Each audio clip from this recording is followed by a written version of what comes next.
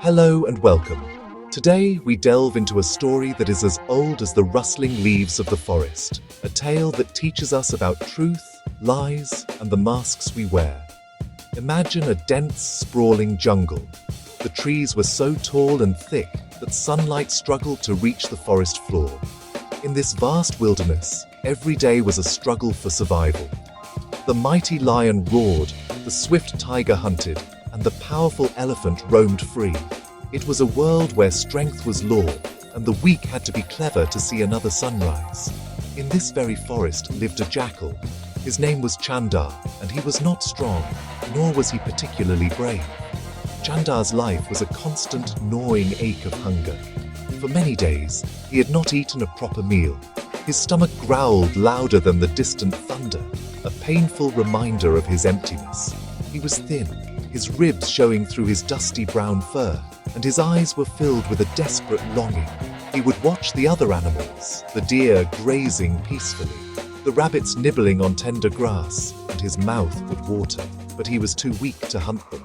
The predators of the jungle, the lions and tigers, saw him as nothing more than a lowly scavenger, someone to be chased away from their kills. He was an outcast, alone and starving. One scorching afternoon, the sun beat down mercilessly. Chandar's throat was parched, and his legs felt heavy with exhaustion. The hunger was so intense it felt like a fire burning inside him. He decided he had to risk everything. He heard that a village lay just beyond the edge of the forest. Villages meant food. There might be chickens, leftover scraps, or anything to fill his aching belly. The thought of danger was terrifying. The village had dogs, fierce and loud, and humans who were even more unpredictable. But the hunger was a greater fear. It pushed him forward, step by painful step, out of the familiar shadows of the jungle and towards the unknown dangers of the human world. Leaving the relative safety of the trees, Chandar crept towards the village. His heart pounded in his chest with a mix of fear and hope. Every sound made him jump. A snapping twig sounded like a hunter's trap. The cry of a bird sounded like an alarm. He moved silently, using the bushes as cover, his senses on high alert. He was a creature of the wild, trespassing in a world that was not his. He knew the risks were immense. One mistake, one loud noise, and he could be caught. But the promise of food, the simple hope of a full stomach, was a powerful motivator. It was this desperate gamble that would change his life forever, in a way he could never have imagined. As Chandar skulked through the narrow lanes of the village, his nose twitched, trying to catch the scent of food. He was a shadow, moving with a caution born of years of survival. Suddenly, a terrifying sound erupted behind him. It was the ferocious barking of the village dogs. They had spotted him. A wave of pure panic washed over Chandar. His plan, his careful sneaking, it all fell apart in an instant. The dogs were fast and relentless, their barks echoing through the quiet village, a chorus of doom. There was no time to think, only to run. His tired legs found a new burst of energy fueled by sheer terror. He ran blindly, his only thought to escape the snapping jaws behind him. He dodged around huts, leaped over piles of firewood, and scrambled through dusty yards. The barking grew louder, closer. He could feel their hot breath on his heels. He saw an open doorway and, without a second thought, darted inside. It was a small, cluttered hut. The air inside was thick with a strange chemical smell that stung his nose. He didn't care. It was a refuge, a momentary escape from the pack of dogs now snarling just outside the door. He cowered in a dark corner, his body trembling, his breath coming in ragged gasps. In his panic, huddled in the darkness, Chandar didn't see the large vat standing in the middle of the room. This was the hut of a dyer, a man who colored fabrics. The vat was filled to the brim with a deep, vibrant blue indigo dye. As he tried to squeeze himself further into the corner, away from the door, his foot slipped. He lost his balance, and with a yelp of surprise, he tumbled headfirst into the big container. The blue liquid closed over his head. It was a shocking, cold, and disorienting experience. He flailed wildly, struggling to find the surface, his lungs burning for air. After a frantic struggle, he managed to pull himself out of the vat. He stood there, dripping and shivering, not from cold, but from shock. He looked down at his paws, his legs, his body. He was no longer a dusty brown. He was a brilliant, shocking, electric blue. Every inch of his fur was stained with the deep indigo color. He was a creature he didn't recognize. The dogs, confused by the strange smell and the sudden disappearance of the jackal, had given up and moved on. Chandar, now a bizarre and unnatural color, was alone again. He was safe from the dogs, but he had stumbled into a whole new kind of trouble. Chandar waited until the village was quiet and the moon was high in the sky. He then crept out of the dyer's hut, a strange blue spectre under the pale moonlight. He looked at his reflection in a puddle and was startled. He was not the familiar, lowly jackal anymore. He was an astonishing, almost celestial shade of blue. A thought, a spark of cunning ignited in his clever mind. This was not a disaster. This was an opportunity. No one in the forest had ever seen a blue animal. This strange appearance could be his greatest weapon. He was no longer the weak Chandar. He could become someone else entirely. With a newfound confidence, he walked back into the jungle. He didn't scurry or hide in the shadows as he used to. He strode proudly, his head held high. The first animals to see him stopped in their tracks, their eyes wide with disbelief and awe. A rabbit, frozen with fear, whispered to a squirrel, "What is that creature?" The squirrel, equally mesmerized, could only chatter in confusion. News of the mysterious blue animals spread through the forest like wildfire. Animals gathered at a distance, peering from behind trees and bushes, too afraid to come close to this magnificent, otherworldly being. Chandar enjoyed the attention, the fear, the respect. It was a feeling he had never known. He found a large, flat rock in a clearing and climbed on top of it, presenting himself to the gathering crowd. He cleared his throat and spoke in a deep, commanding voice he didn't know he possessed. "Do not be afraid," he announced. "I have been sent by the heavens. I am a divine being, sent to rule this forest and bring order. From this day forward, you will all obey me. I am your king." The animals were stunned. They had never heard of such a thing. This creature looked so unique, so powerful, and his words were filled with authority. Who were they to question a messenger from the heavens? The mighty lion, the fearsome tiger, and the wise elephant all approached him cautiously. They looked at his brilliant blue coat, a color they had never seen in nature. They saw no fear in his eyes, only command. They bowed their heads in submission. If these powerful animals accepted him, who would dare to object? In a single day, Chandar, the starving, cowardly jackal, had transformed. He was no longer a scavenger. He was the blue king of the forest, a ruler whose authority was based on a simple, yet brilliant deception. The forest had a new master. The reign of the Blue King began. Chandar, now known only by his royal title, established his court with surprising skill. He appointed the lion as his commander-in-chief, the tiger as his chief guard, and the elephant as his royal advisor. The lesser animals were given other duties. His days of hunger were over. He commanded his subjects to hunt for him, and they brought him the best food the forest had to offer. He feasted like he had never feasted before, growing sleek and strong. He was no longer the scrawny, desperate creature who had risked his life for scraps in a village. He was a monarch, powerful and respected. His rule was absolute. What he said was law. He would sit on his rocky throne, his blue fur gleaming in the sun, and issue decrees. The deer will graze only in the western meadows, he would command. The monkeys will not make noise after sunset. The animals, still in awe of his divine appearance, obeyed without question. They believed he was truly special, a creature of immense power and wisdom.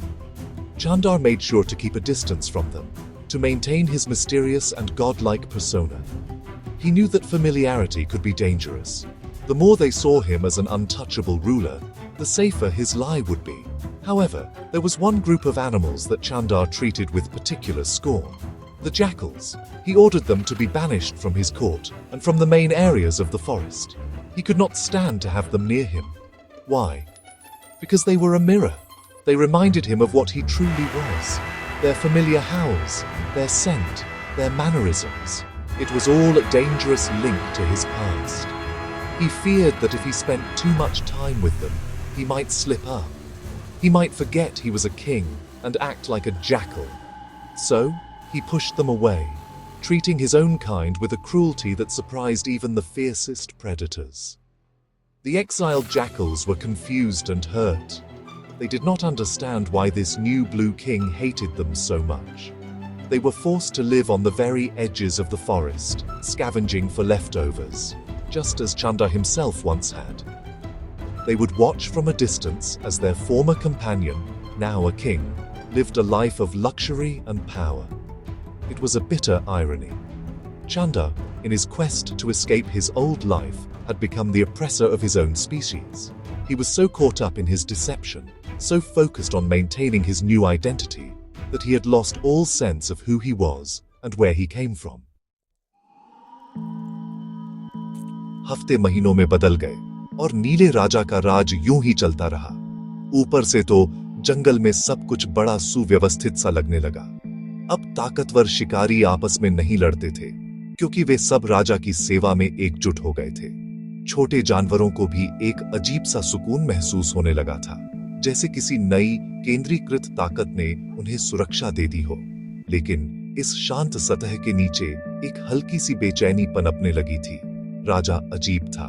वह कभी शेर के साथ शिकार पर नहीं जाता था, कभी हाथियों के साथ नदी में नहीं उतरता था, कभी भालुओं के साथ जामुन तोड़ने नहीं जाता था। बस अपने सिंहासन पर बैठा रहता, आदेश देता और जो खाना लाया जाता वही खा लेता। उसकी यह दूरी जो पहले दिव्य लगती थी, अब कुछ संदेहास्पद सी होने लगी थी। जंगल के बुजुर्ग धीरे धीरे फुसफुसाने लगे। ऊंचाई पर बैठा बूढ़ा उल्लू घंटों तक राजा को देखता रहता। उसने देखा कि राजा की परछाई तो बिल्कुल सियार जैसी दिखती है। पुराने कछुए, जिसने अपने लंबे जीवन में बहुत कुछ देखा था, उसे राजा की आवाज कुछ ज्यादा ही तीखी और ऊंची लगी। किसी देवता जैसी तो बिल्कुल नहीं। जिन सियारों को जंगल से निकाल दिया गया था, वे सबसे ज्यादा शक कर रहे थे। वे अपनी जाति के तौर तरीकों को जानते थे और उन्हें नीले राजा में जानी पहचानी हरकतें दिखती थीं। दूर कोई आवाज सुनकर कान हिलाना, खाना खाते ही होंठ चाटना। अब जानवर भी आपस में राजा की पहुंच से दूर सवाल करने लगे थे। क्या किसी ने कभी नीला जानवर देखा है? एक बंदर ने तोते से पूछा। वो कहता है कि वह स्वर्ग से आया है, लेकिन खाता पीता और सोता तो हमारे जैसा ही है, एक हिरनी ने अपने बच्चे से कहा। राजा का अंगरक्षक बाघ अब भीतर ही भीतर नाराज रहने लगा था। आखिरकार वह एक ताकतवर बाघ था, तो उसे इस अजीब नीले जीव के आदेश क्यों मानने चाहिए, जिसने कभी अपनी ताकत साबित ही नहीं की? शेर, जो सेना का मुखिया था, वह भी अब संदेह में पड़ने लगा था। राजा के आदेश अक्सर बड़े साधारण होते, उनमें जंगल की जटिलताओं की समझ ही नहीं दिखती थी। यह बढ़ता हुआ संदेह चंदर के राज्य के लिए एक मौन खतरा बन गया था। उसे हवा में बदलाव महसूस होने लगा। वह उन सवाल भरी निगाहों को देखता, उन फुसफुसाहटों को सुनता जो उसके आते ही चुप हो जाती थी। जिस डर और श्रद्धा ने उसका सिंहासन बनाया था, वह अब धीरे धीरे शक में बदलने लगी थी। अब राजा और ज्यादा हुक्म चलाने लगा और भी घमंडी हो गया। डर के जरिए अपनी सत्ता को मजबूत करने की कोशिश करने लगा। लेकिन इससे बाकी जानवर और भी ज्यादा सतर्क हो गए। उसका राज्य, जो नीले रंग और एक चालाक झूठ पर टिका था, अब दरखने लगा था। सच, जैसे कोई जिद्दी बेल, धीरे धीरे सतह तक आ रहा था। एक शाम थी जब पूर्णिमा का चांद आसमान में चढ़ आया और उसकी चांदी सी रोशनी पूरे जंगल पर छाई हुई थी। वैसे तो रात ही कुछ खास थी, लेकिन ऐसी रातों में कुछ अजीब सी हुलचुल हर जंगली जानवर के दिल में जग जाती है। चकलों के लिए तो पूर्णिमा का चांद एक त्योहार की तरह होता है। सब मिलकर अपनी नाक आसमान की तरफ उठाकर अपनी पुरखों की पुरानी धुन में गीत गाते हैं। जंगल के किनारे अपने निकाल दिए गए घर से वे सब चकल एक साथ गाने लगे। उनकी आवाज उदासी और खुशी का अनोखा संगम रात की ठंडी हवा पर तैरती हुई एक पुरानी पहचानी ले में गूंज उठी। ये गूंज सीधा उस जगह तक पहुंची जहां नीला राजा अपने तख्त पर बैठा था। चंदर ने भी सुनी। शुरू में तो उसने अनजानी बनाने की कोशिश की। आखिर वो राजा था, एक देवता था।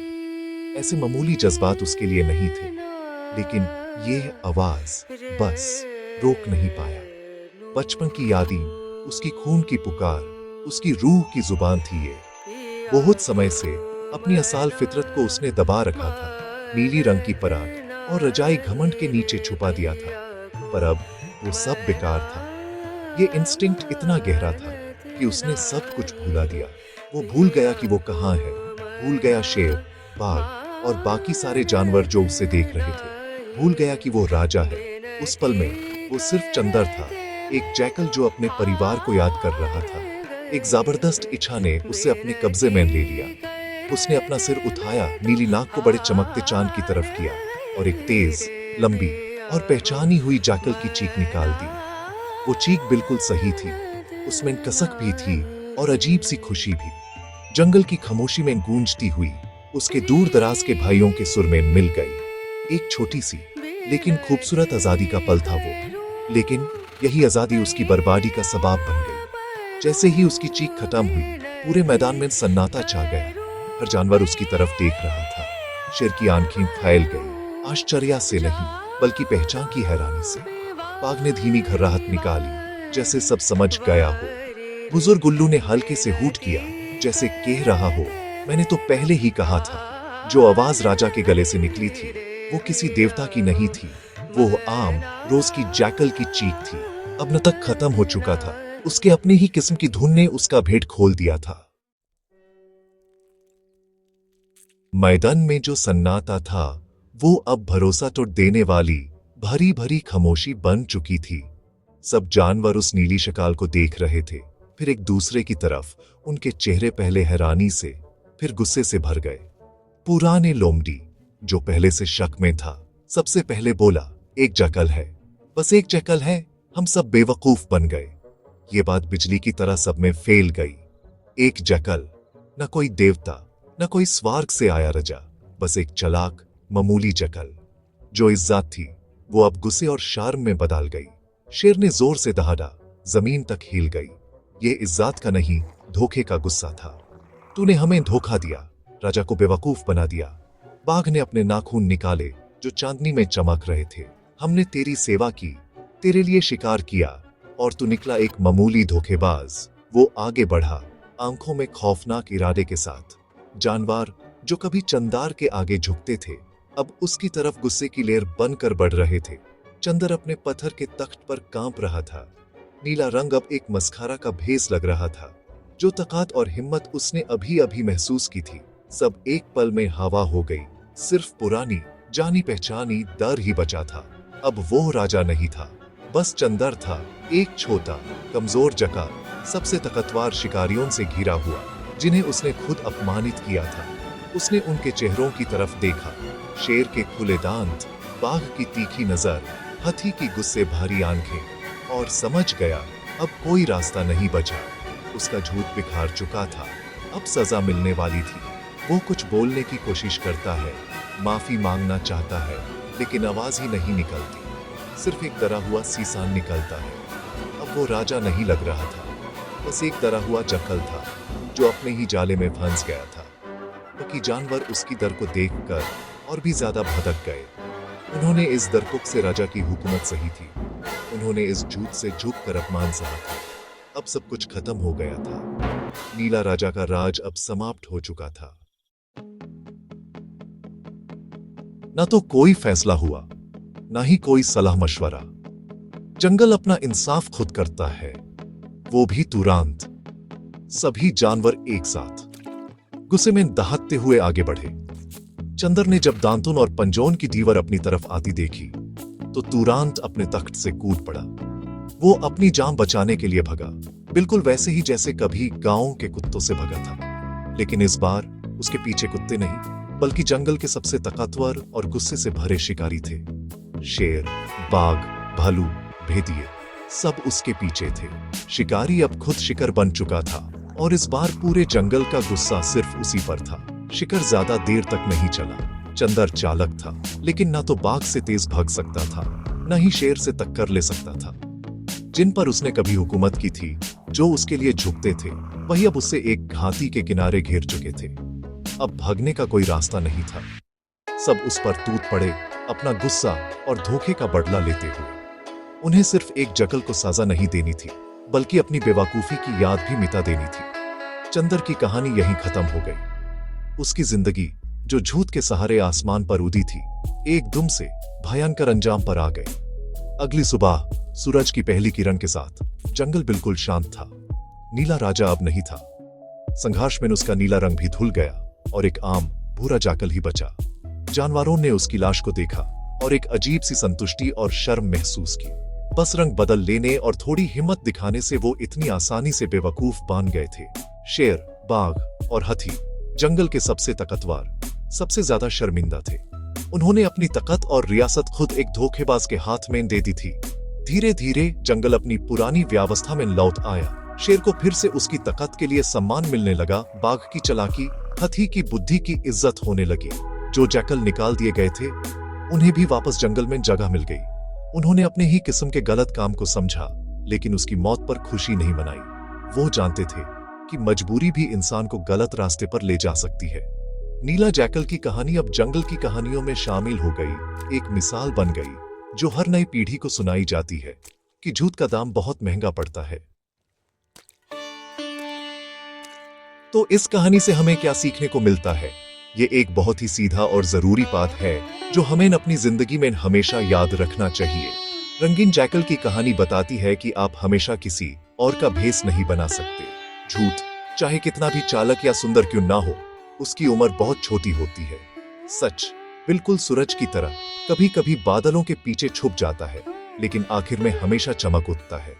चंदर ने अपनी रजगड्डी एक झूठ पर खड़ी की थी और कुछ समय के लिए उसने शान और सुख भोग लिया, लेकिन उसका राज एक कांच की तरह था, क्योंकि वो असली नहीं था।